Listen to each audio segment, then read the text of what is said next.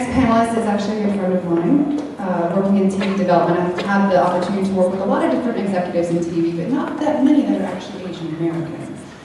Ken Takano is a friend of mine and a colleague who works at HGTV in DIY and was flown in from Tennessee to be with us today. So please welcome Ken Takano.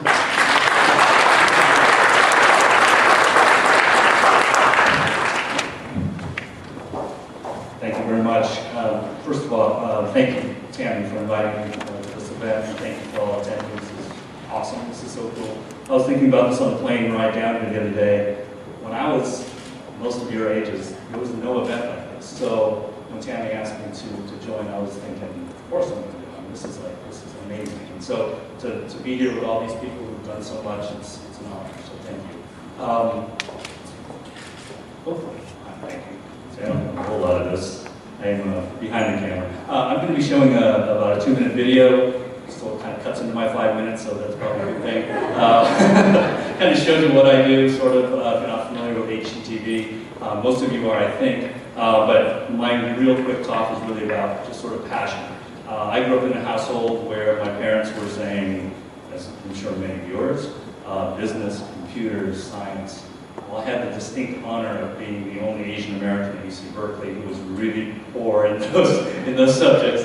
But luckily I had a passion. My passion was writing. I loved to write. I would write, I think from the time I got a pencil, I was always writing and sketching and doing whatever I could to not study math and not study science.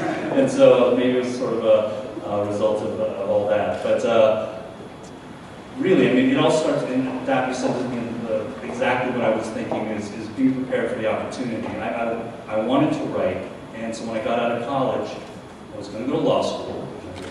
But it was one of those things where you say, I don't want to be a member of the club that wants to have me as a member. Because I was thinking, I'm not that great of a student, but I really enjoy writing. So I took an acting course, and my acting course was based on the fact that I wanted to learn how to write conversationally, because I could do or be pretty good at other kinds of writing, script writing, and prose and poetry and everything that you learn in English Lit, but I didn't know how to write conversation. So, luck has it, my acting partner, you get paired up with all these different people, she was a TV producer in San Francisco.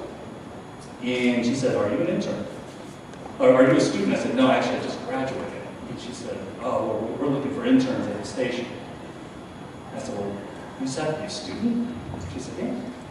So the next day, I went to Cal State University Hayward, re-enrolled in school for 1 unit. I got a professor to sign off on it as an independent study course. And so I went back to my acting course and I said, I'm your new intern. And it was sort of that easy, that simple. But again, it was one of those things where if I didn't take that writing program, that acting course, it wouldn't have led to television. So long story short, I've done a lot in television, actually. I produced a lot for Discovery Channel, Food Network, HGTV, CNBC, sort of a whole group of people. But then 12 years ago, HGTV called and said, we want you to head up our primetime programming. I initially said no, because there aren't any Asians in Tennessee. But actually, my production business was going well, but you know what? It's one of those things where you very rarely have a chance to really turn your life upside down.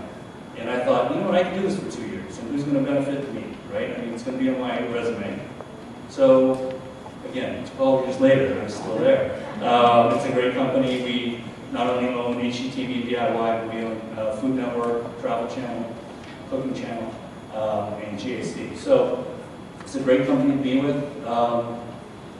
There's a lot of different stories. It hasn't all gone smoothly. As you can imagine, my parents are still thinking I'm going to go to law school.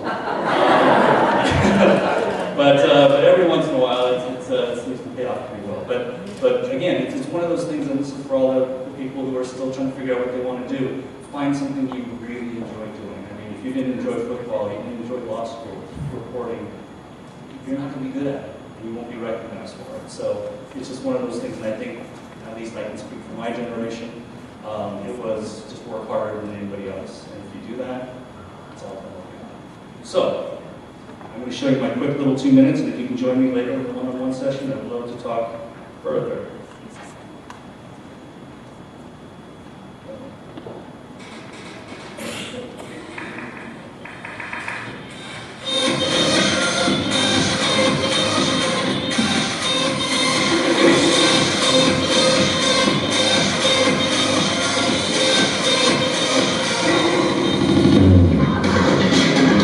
the two of us.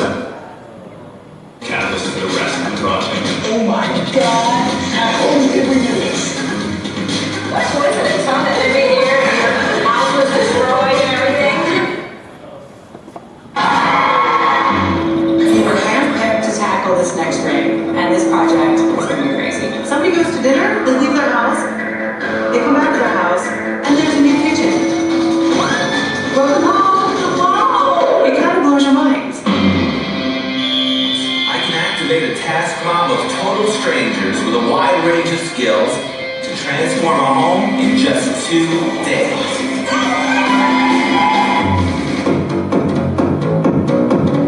This house is exactly what you asked me for. We have to do and open this place up. You think you can get him? Okay, so decision made. Property Virgins is about finding the right first-time home for buyers. Let me know what you want to do, and then we'll go for it. We change things in property, and it is bigger and better than anything we've ever done. I'm telling you right now, this is not what you're going to be expecting. Unbelievable. That's the most cost-effective way to do it. We're doing exactly what Jonathan and I do on Property Brothers and buying and selling, but we're looking for that one person who is the best. That person's going to win $50,000. You know my property from HGTV's Power Broker? This is a dramatic change. The question is, was that enough? Hello everybody and welcome to HGTV Star. And this competition is about more than just design. This is what this season of HGTV Star is about. We're in for the really exciting ride. We've got 2 teams going head-to-head, searching for cool second-hand items that they can fix up, and then turn around and flip for a profit. The winning team on Free Market Flip is... What I want to do is pop this wax out. Okay. Okay, now let me get it with the nightstand. Where you see dust and rust, we do I see the building blocks of America. What I like is a homegrown real estate brokerage that makes it easy for people from all over the world to find their slice of island paradise. You just gotta want it.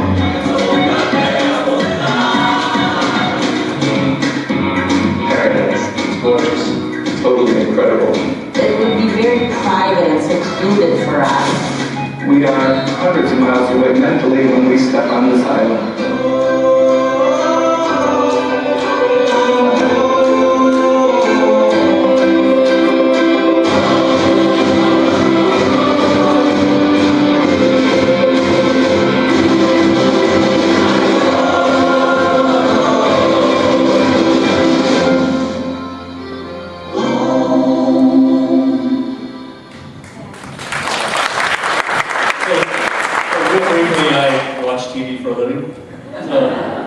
But just to sum it up, I mean, I didn't know I was going to be doing this when I was leaving school. You know, I was thinking, well, if I can find a job being a technical writer or writing for a catalog, that'd be really fun. But you know, TV kind of took off, and it's one of those things that you love what you're doing, it's not really work. And so developing those or helping develop those shows and working with advertisers, working with our programming department,